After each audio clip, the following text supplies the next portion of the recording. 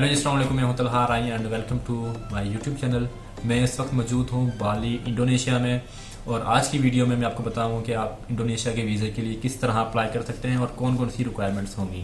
तो आइए चलिए बात करते हैं सबसे पहले रिक्वायरमेंट्स की। सबसे पहली जो रिक्वायरमेंट होती है वीज़ा अप्लाई करने के लिए वो होती है कि आपके रिटर्न फ्लैट्स की रिजर्वेशन।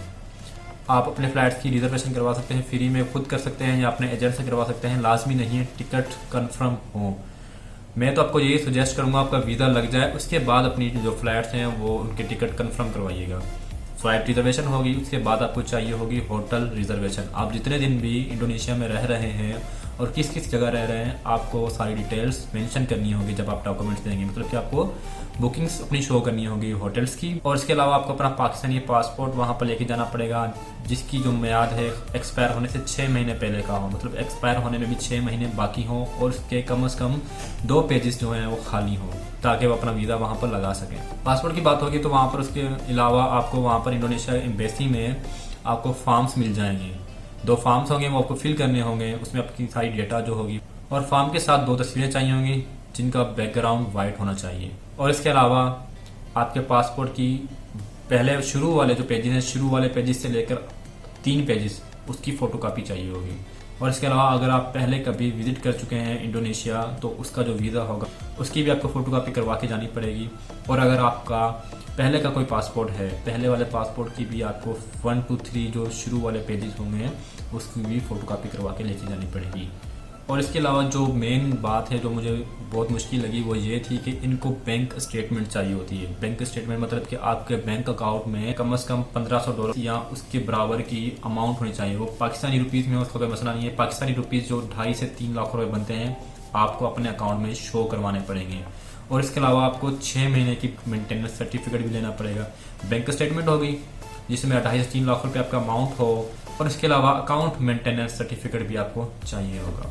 अगर आप इंडोनेशिया में अपने किसी बिजनेस की काम से जा रहे हैं तो आपको अपने आपका जो बिजनेस है उसका रजिस्ट्रेशन सर्टिफिकेट चाहिए होगा, या फिर आपके शहर का जो चैम्बर ऑफ कॉमर्स है वहाँ से आपको रिकमेंडेशन लेटर चाहिए होगा, तो वो भी आपको इसके साथ अटैच करना पड़ेगा। और अगर आपको किसी ने स्पॉन्सर किया है या आपको वहाँ पर कोई इंडोनेशिया से कोई बुला रहा है, कोई कंपनी बुला रही है, तो उस स्पॉन्सर का, उस कंपनी का आपको इन्विटेशन लेटर भी चाहिए होगा। वो भी आप अपने साथ लेके जाएंगे और उनको शो करेंगे। तो आखिर इसकी रिक्वायरमेंट है वो ये है कि अगर आप अपना एजेंट से काम ये सब कुछ करवा रहे हैं, आपने बुकिंग से एजेंट से करवाई है और आपकी रिजर्वेशन सब कुछ आपने एजेंट से करवाया, तो एजेंट का आपको कवरिंग लेटर भी चाहिए होगा। मतलब कि एजेंट वो वहाँ पर बताएगा एम्बेसी को, कॉन्सुलेट को कि ये बंदा, इसका ये नाम है, ये इस मकसद से जा रहा है और मेरे बिहाफ पर जा रहा है, मैं इसकी जिम्मेदारी लेता हूँ कि ये वापस आएगा, तो उसको कहते हैं कवरिंग लेटर। तो वो आपके एजेंट का कवरिंग लेटर है। अगर आप ये सब कुछ खुद कर रहे हैं, मतलब आपने बुकिंग भी खुद शो की है कि मैं किसी एजेंट के थ्रू नहीं जा रहा, तो ऐसा है कि फिर आपको जो कवरिंग लेटर है एजेंट का वो शो करने की जरूरत नहीं है, उसके बगैर भी आपको फिर वो वीज़ा मिल सकता है।